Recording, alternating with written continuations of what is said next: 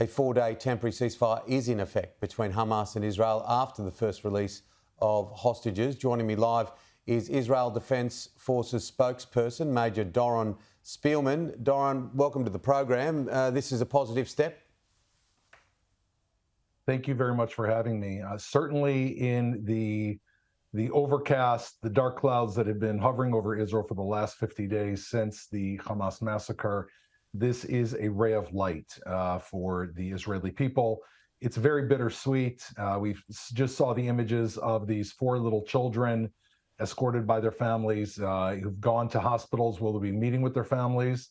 And all of the Israeli hostages, all 13 of them, they probably don't know it, or maybe they're finding out exactly as I'm speaking with you, but all of them either have family members who've been murdered or are still in captivity. And they're undergoing that process right now of coming to terms with that. And we as a nation are coming to terms with the fact that they're home. But we know, of course, that there's so many hundreds of others, both foreign nationals and Israelis, that are being held right now by Hamas. We just played some audio of a doctor speaking outside the Schneider Hospital and saying that the people that she's seen so far are in good condition.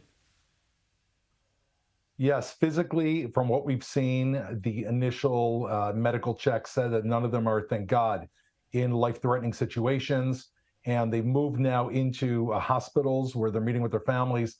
However, the internal the mental condition of these people is something that's going to have to unfold over long periods of time. They probably haven't seen light for 50 days. They were snatched out of their beds in a hurricane of activity. And I think for these 13 people, what you and I know and the world knows about October 7th and the extent of that massacre, these people don't know. They actually don't understand what actually happened on October 7th. And they have to come to terms with that, along with their families, along with missing relatives. And so the process of healing here is going to take weeks, months, perhaps lifetimes for these people. But of course, we stand behind them as a nation, and we look at all of them as our own children at this point, and those who are still being held captive. What comes next? Are we expecting more hostages to be released over the coming days? Absolutely. We certainly are holding to the framework on the Israeli side. We've held our fire back, and we're not carrying out any offensive operations at this time, which is according to the framework. Hamas right now, we're also hoping that they will keep to the framework. In the past, Hamas, who of course grabbed and kidnapped these hostages, have broken frameworks, and our trust level with them is very low. But we're hoping that they will keep to this so that we can continue to get more hostages back. And very important, we've been using this time to bring humanitarian aid into Gaza.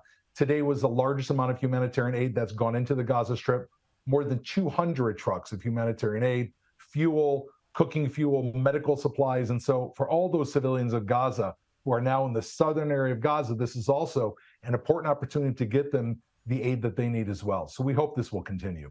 I think it'd be fair to say that the whole world is clinging to any element of positivity or hope that they can see in this part of the world. What is the end game, do you think? You know, there's a lot of ideas out there that we hear floated in the press about different types of end games of what's going to happen in Gaza.